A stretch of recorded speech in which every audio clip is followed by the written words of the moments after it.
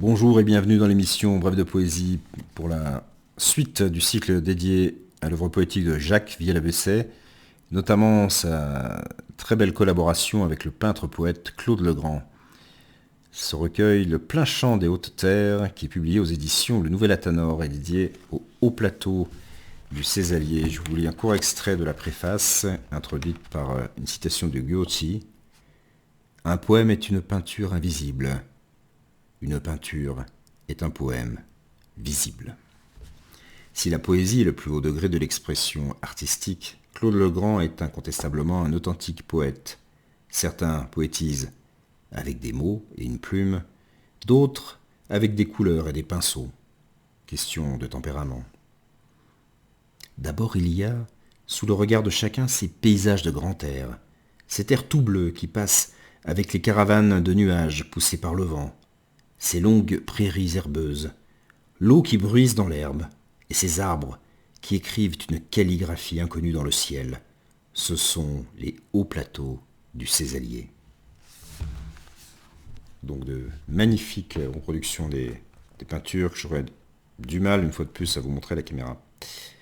Mais je vous invite à vous procurer ce magnifique ouvrage. Je vais donc vous lire quelques extraits. Pérégrination. Je vous montrerai quelques-unes des... Voilà. Pour essayer de vous donner quand même un meilleur aperçu. Marcher léger vers les confins du ciel, jusqu'aux hautes estives d'un cœur vert, dans un printemps qu'enfantent les jonquilles. Marcher nu vers l'horizon grand ouvert, en quête de cette terre promise, sans savoir qu'elle blottit dans sa poitrine. Marcher sans piétiner ni revenir, à l'aventure dans la brume de soie, vers les nuées courant dans les arpents du ciel. Marcher d'un pas à faire naître la terre dans quelques arpents d'imaginaire, ces étendues bleues comme faïence lointaine. Marcher en n'ayant dans sa besace que quelques lourds nuages noirs de regret, l'espoir de la beauté et l'amour du monde. Marcher avec comme seule boussole le poème.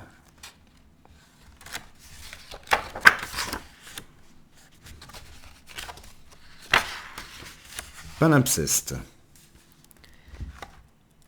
Tout passe et rien ne demeure.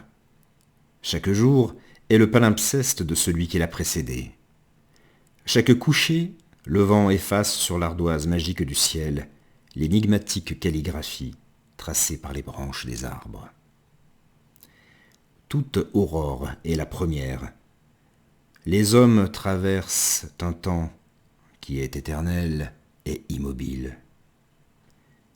Si le temps a suspendu son vol, l'homme peut rêver un infini, et l'eau ruisselle lentement, comme s'écoule de nous la vie.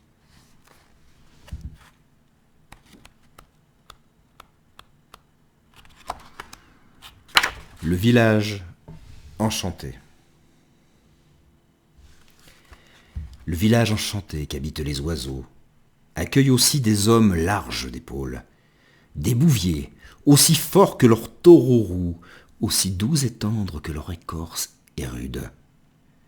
Faites pousser en moi des arbres peuplés de piafs, dont le chant seul monterait jusqu'à mes lèvres, des coquelicots écarlates qui palpiteraient dans les massives granges fertiles de nos cœurs. Je vous suis dans vos tâches quotidiennes, j'entends dans mon cœur joyeux le bruit de vos pas, qui s'enfonce loin dans la glaise de mes mots. Le soir nous rassemble aux tables d'une auberge. L'estive.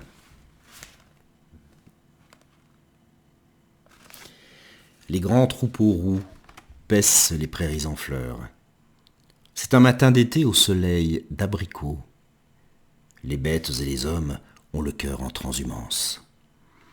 Les vaches à cajou ne jouent pas de leur lyre, mais les bouviers savent les chansons des oiseaux et connaissent la musique solitaire du vent.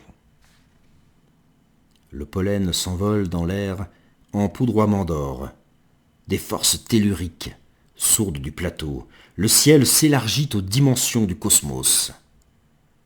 Entre 4 horizons monte le chant du monde. Un bruissement de source dans un jour premier.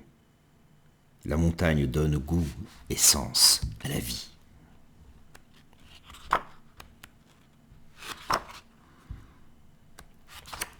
Un village où vivre. Qu'on me donne l'aurore et l'espace, un cheval, une route, l'horizon, j'embrasserai tous les jours le vent. Qu'on me donne où vivre un village de tuiles rouges et de mésanges bleus, pour rencontrer des amis de froment. Qu'on me donne le chant de l'eau vive, une épaule tendre où poser ma tête, avant le fracas noir des orages. Qu'on me donne un doux crépuscule, où les bœufs se mirent dans l'abreuvoir, qui reflète un ciel, pervenche de soie. Qu'on me donne la ronde des saisons, une source, un arpent, une prairie, j'inventerai pour vous, chaque jour, la vie.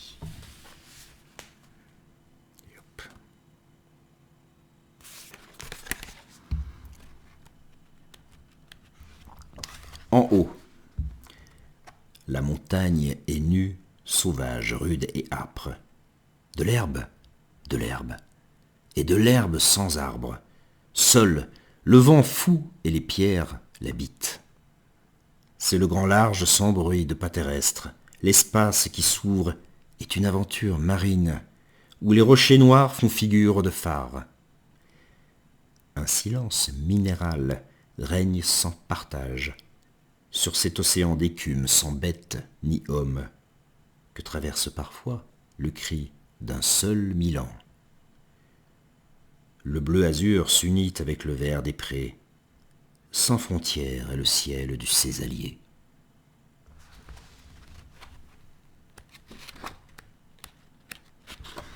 Encore un jour. Odeur d'humus et de bruns champignons. Des effluves montent de la terre, chaudes comme la toison d'une femme. Une brise coule, fraîche, dans les herbes.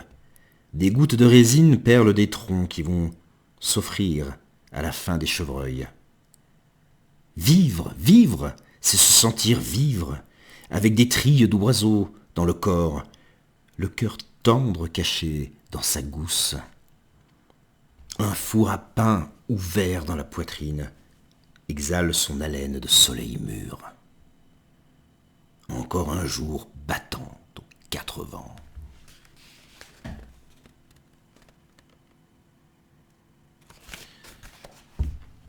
Et un dernier texte pour ce magnifique recueil.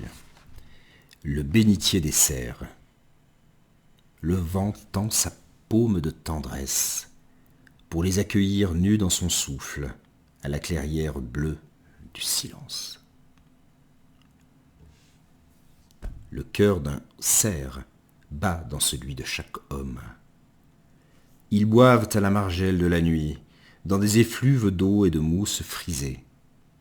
Le lac où ils s'abreuvent est un bénitier. La laine du cerf et de l'homme sont mêmes.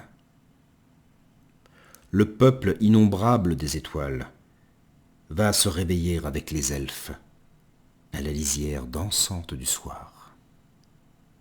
Une confiance pareille enflamme leurs yeux. Voilà, c'était quelques extraits, magnifiques recueils conjoints de Jacques Viala-Bessay pour les textes et pour les peintures, Claude Legrand aux éditions Le Nouvel Athanor. Je vous recommande vivement, c'était un travail passionnant de préparer cette lecture. Voilà, je vous remercie pour votre confiance et votre fidélité et je vous donne rendez-vous pour une prochaine émission de Bref de Poésie. À très bientôt.